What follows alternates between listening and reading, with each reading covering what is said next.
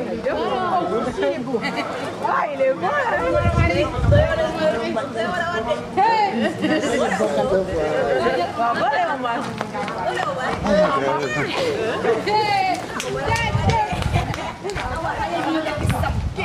Là, t'as le droit de regarder.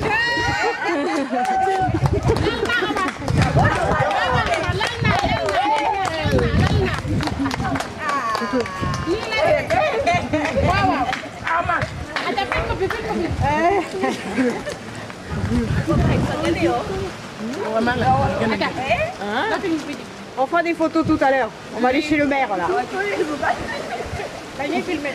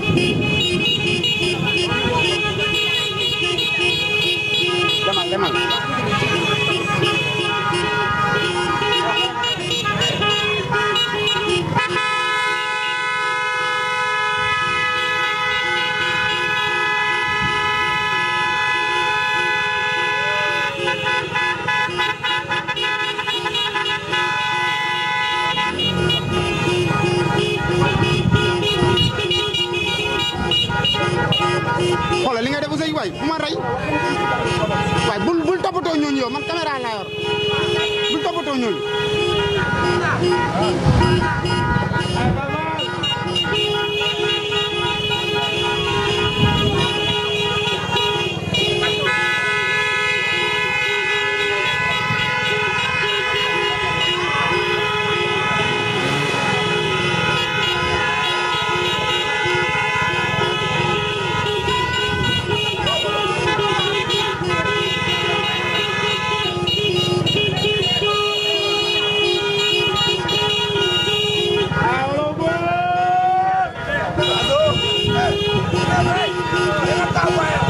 Ousseyn ndànk ndànk Ousseyn maay booy man maa tax damay zoomé di andi.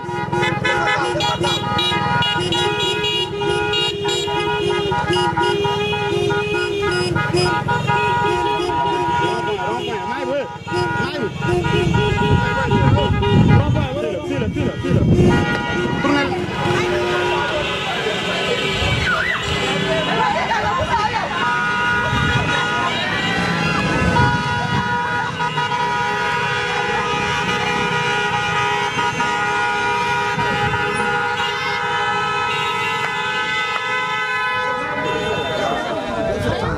jël ko si loxo alors na ko jël si loxo voilà léegi ñëwal nank nank. Il faut que je rentre avec vous. À l'intérieur et je le rejoins. Allez, vas-y.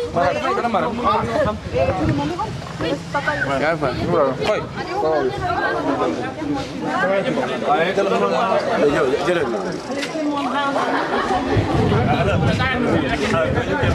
yow kañ ba ma la jëlee du léegi nas.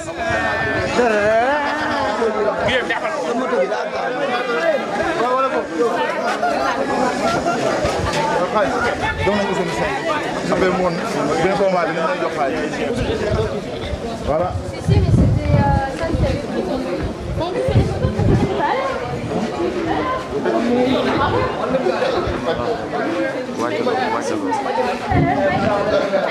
fait les C'est le vrai reporter photo.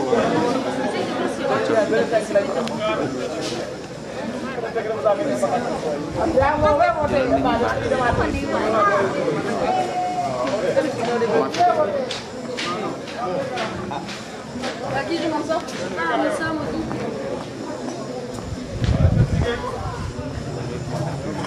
Tu peux arrêter de filmer de temps en temps, Hassan?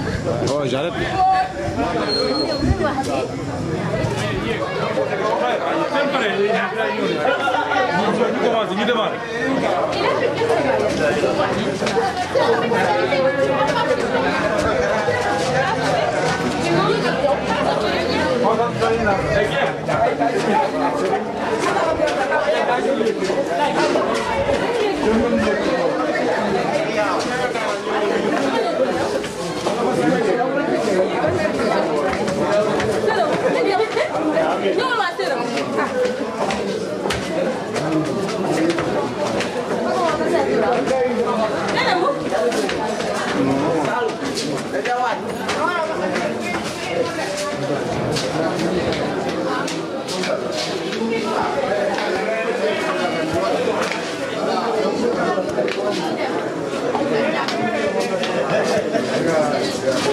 il y a un qui prend le programme.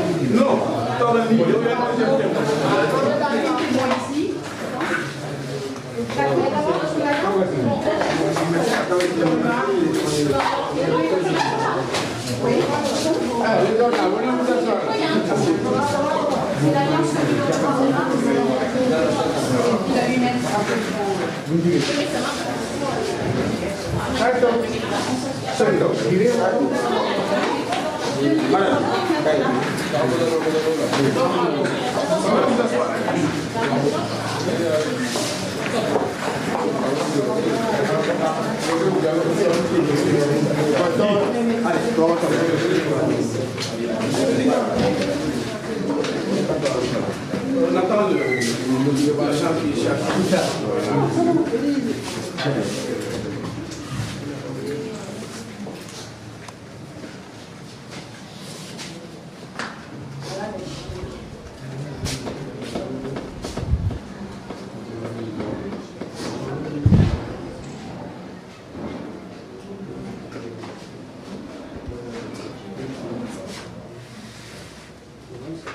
Omar Gueye et mademoiselle André Elino. Hein? Audrey. Donc Audrey Elino. Il y a eu une séance au préalable dans le bureau du maire. C'était pour élucider des options. Parce que si nous l'avons fait au bureau du maire, c'est parce que c'était pour pouvoir gérer d'éventuelles contradictions. Heureusement pour nous, je crois que le travail a été très bien effectué. L'option qui a fait que Omar et Elino se sont vus pour s'aimer a facilité le travail. Donc nous avons vu que le sentiment qui les anime jusqu'au mariage est un sentiment de fidélité et de sincérité. Voilà pourquoi le travail a été très bien fait. En présence des parents de Audrey et en présence des deux témoins de M. Omar. Deux témoins qui ont grandi avec Omar, qui ont partagé toute leur jeunesse avec ce garçon, un homme travailleur. Nous l'avons connu travailleur, un homme qui a eu son métier, un homme qui est devenu très engagé dans la discipline, dans la discrétion. C'est un garçon que nous adorons parce que tout simplement, s'il était contraire à ce que je suis en train de dire, j'allais faire des révélations quand on était ensemble dans le bureau. Mais ce garçon, c'est un travailleur. Je crois que je ne reviendrai pas sur ce qu'on a dit dans le bureau. Mais on vous le confie. C'est un jeune couple. Après le mariage, ce sera un jeune couple. Donc, qui mérite d'être encadré. J'ai dit dans le bureau tantôt que Omar, il faut quand même renforcer ta capacité de fidélité.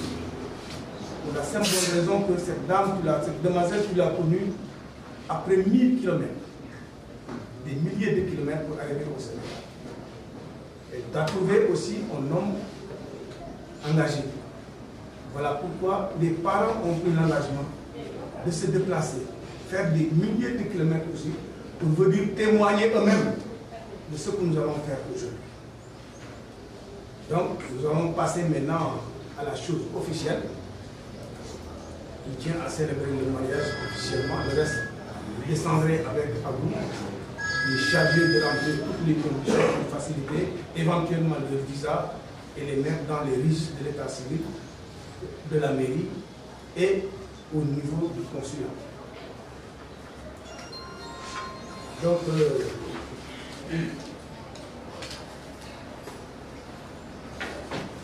Monsieur El Hadji Omar Gueye Wade, levez-vous.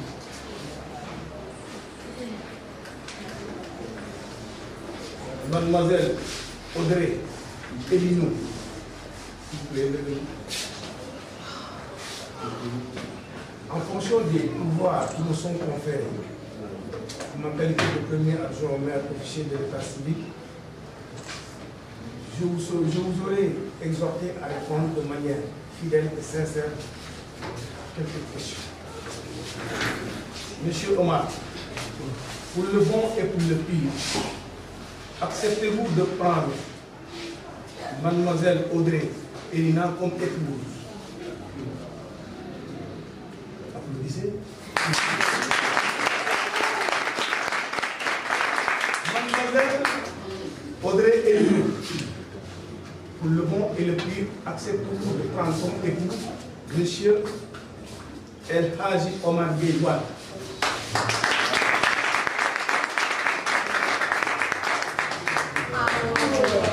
Dans plus de problème, Omar, votre option entre la monogamie et la polygamie, vous optez comme polygamie, vous avez dit.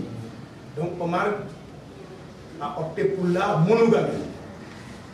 Donc il veut être monogame. Donc cela veut dire qu'il est en train de consacrer sa sincérité et sa fidélité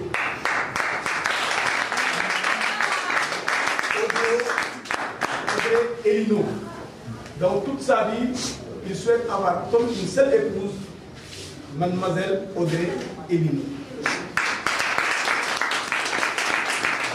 Et pour la deuxième question qui mériterait la réponse des deux épouses, est-ce que vous avez opté pour la communauté des biens ou la séparation des biens?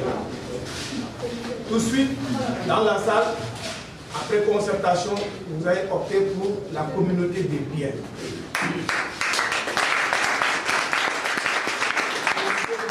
Vous avez opté pour la communauté des biens. Oui. Et non. Donc, après tout ça, je voudrais, devant tous les témoins présents, en ma qualité de maire, officier de l'état civil, tous les pouvoirs qui me sont conférés, de déclarer mari et femme, M. El Hadji Omar Gueye et Mademoiselle Audrey Elino. Je vous déclare mari et femme.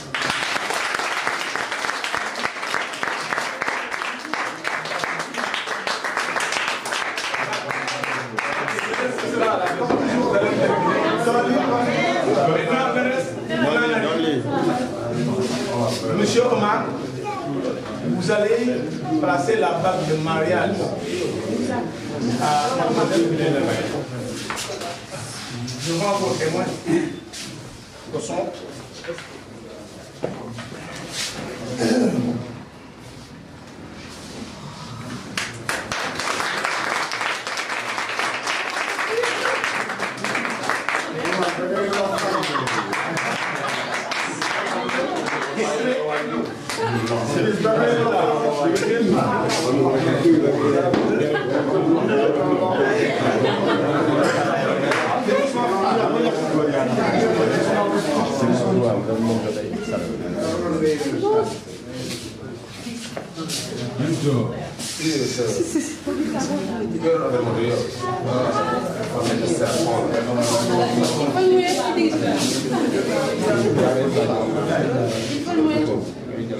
Tournez les mains, tournez comme ça. Il